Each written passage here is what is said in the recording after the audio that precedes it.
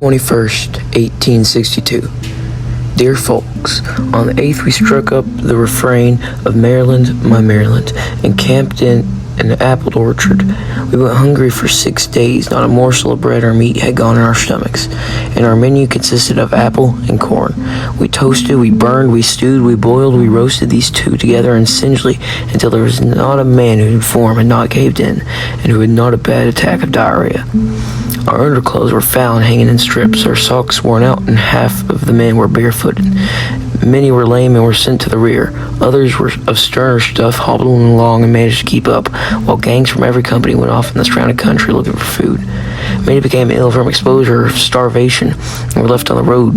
The ambulances were full, and the whole route was marked with a stick, lame, limping the lot that straggled to the farmhouses that lined the way, and who, in all cases, scored and scared for them. In an hour after the passage of the Potomac, the commanded continued march through the rich fields of Maryland.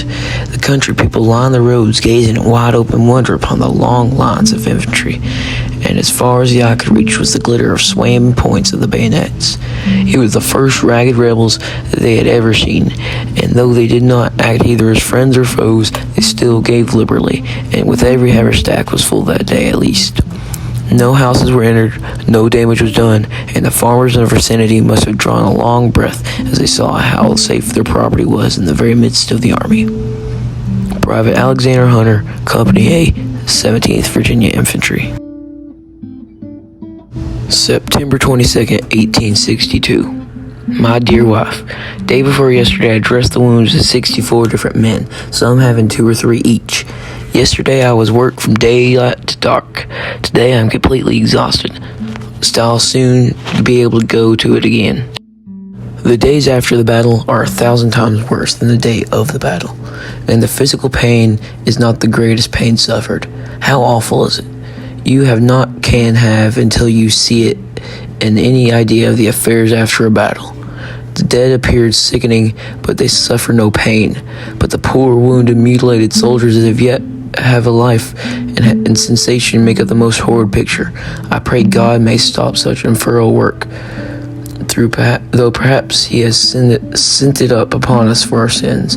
Great indeed must have been our sins if such is our punishment. The regiment started this morning for the Harper's Ferry, 14 miles. I am detailed with the others remain here until the winter are moved, then joins the regiment with my nurses. I expect there will be another great fight at Harper's Ferry.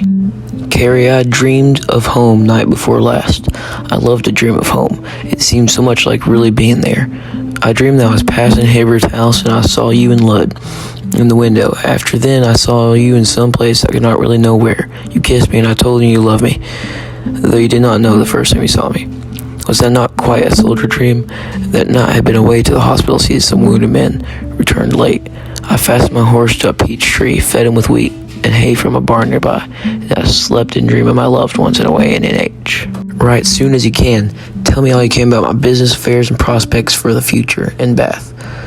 Will Dr. Bonte be likely to get a strong hold there? One thing sure, Cad. I shall return to Bath if I live and spend my days there. I feel so that in a way now. Give me all news you can. Tell Parker and John and all the girls to write, although I cannot answer them all.